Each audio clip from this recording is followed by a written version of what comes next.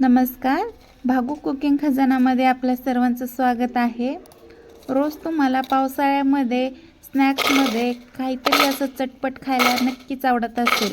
रोज भजी खाऊन खूप कंटाळा आला असेल तर अगदी कुरकुरीत या पद्धतीने बनवलेली मुगाची भजी तुम्हाला खूप आवडतील आणि रोज रोज तुम्ही अशी या पद्धतीने नक्कीच बनवून खाल. चला तर मग रेसिपीला सुरुवात करूया. मी इथे भिजवून घेतलेले मूग घेतलेले आहेत.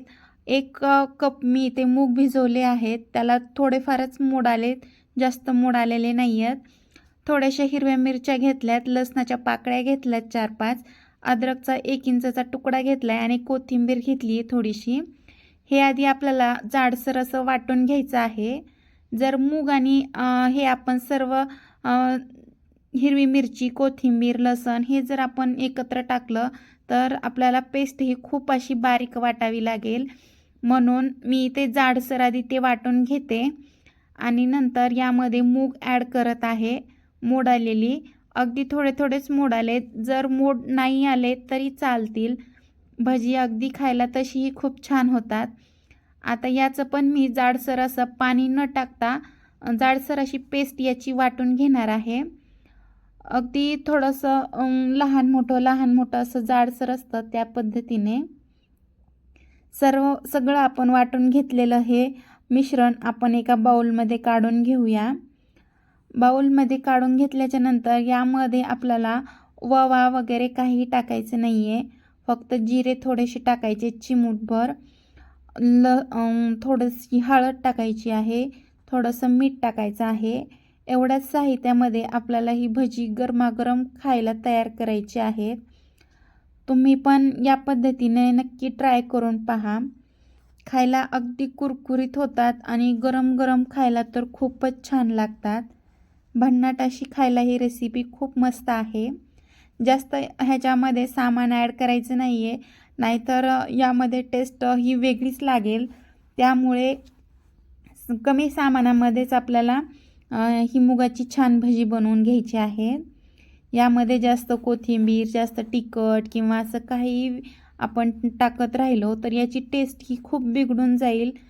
छान अशी याची चव लागणार नाही. त्यामुळे मी अगदी कमी साहित्यामध्ये ही मुगाची भजी तुम्हाला सांगितली आहे. जर तुमचं पीठ हे मिश्रण थोडंसं पातळ वाटत असेल तर तुम्ही यामध्ये थोडंसं डाळीचं पीठसुद्धा ॲड करू शकता, चणा डाळीचं.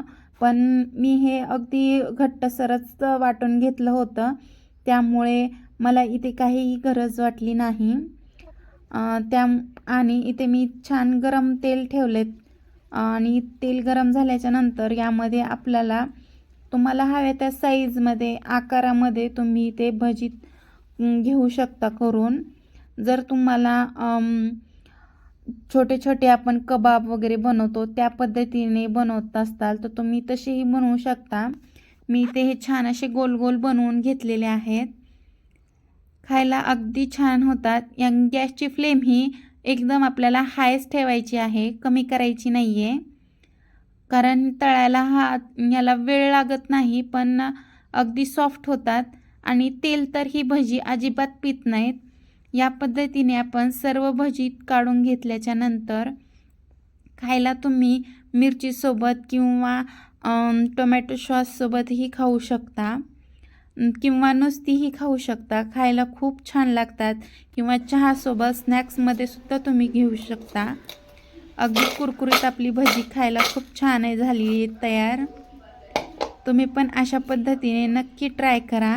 तुम्हाला कशी वाटली ही रेसिपी मला नक्कीच सांगा कमेंट बॉक्समध्ये. आता आपण खायला सर्व करून घेऊया. तुम्हाला अशाच माझ्या नवनवीन रेसिपी पाहायच्या असतील तर चॅनलला नक्की सबस्क्राईब करा आणि व्हिडिओ आवडला असेल तर नक्की लाईक आणि शेअर करायला अजिबात विसरू नका. चला तर मग भेटूया अशाच एका नवीन रेसिपीसोबत. तोपर्यंत बाय.